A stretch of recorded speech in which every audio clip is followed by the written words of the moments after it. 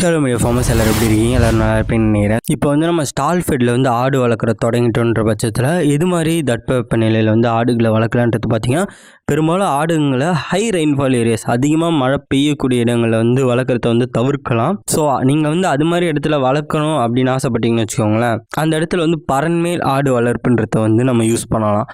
நம்ம வந்து நிலத்தில் விட்டு ஒரு கிரவுண்ட்லேயே வந்து வளர்க்குறதுன்றது வந்து அது மாதிரி இடத்துல வந்து அந்தளவுக்கு வந்து செட் ஆகாது.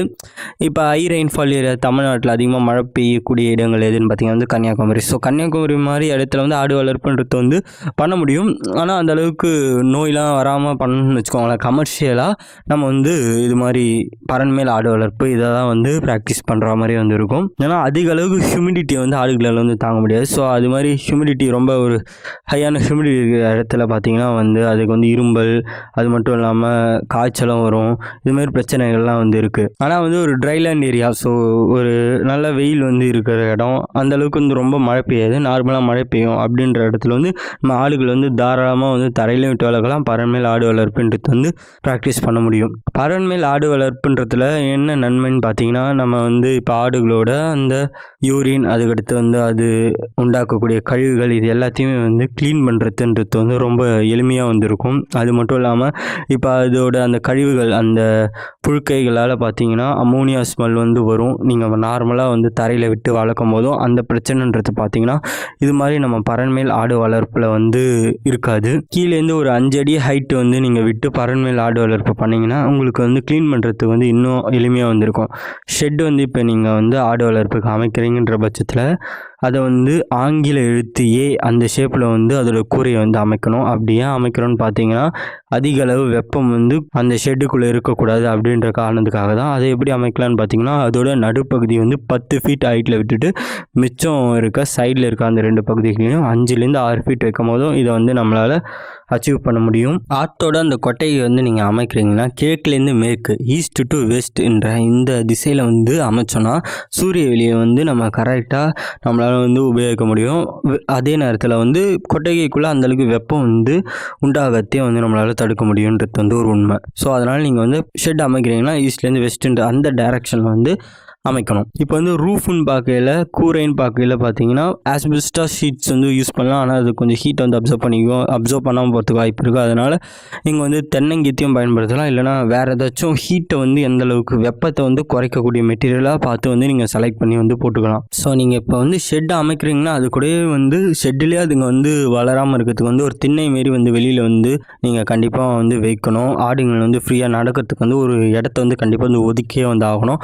அப்படி நம்ம ஒதுக்குனா தான் அதுங்களோட வளர்ச்சின்றது வந்து நல்லாயிருக்கும். வேறு எந்த நோயுன்றது வராது. அந்த உடம்புல இருக்க தசையெல்லாம் வந்து நல்லா ஸ்ட்ராங்காக வந்து இருக்கும்.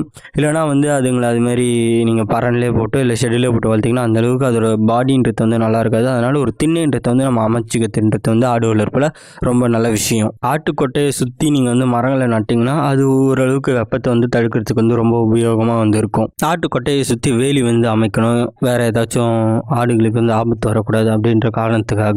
அதே நேரத்தில் அதுங்க மேயர் அந்த திண்ணை, ஸோ அந்த இடத்துலையும் வந்து எந்த வித பிரச்சனையும் வரக்கூடாது அப்படின்றதுக்கு வந்து நம்ம வேலிகள் வந்து அமைக்கணும். கருவுற்ற ஆடுகள் வந்து ஷெட்டுக்குள்ளே போயிட்டு வர்றதுக்கு ஏதுவாக நம்ம என்ன பண்ணலான்னு பார்த்தீங்கன்னா படிகளை வந்து அமைக்கலாம். இது அமைக்கிற பட்சத்தில் அதுங்க வந்து ஈஸியாக ஏறிட்டு இறங்கும். ஆடுகள் வந்து போயிட்டு வர அந்த ஷெட்டோட அந்த கதவுன்றது வந்து நம்ம திறந்தே வந்து வச்சுருக்கிறது வந்து நல்லது பண்ணை அமைக்கிற பட்சத்தில்.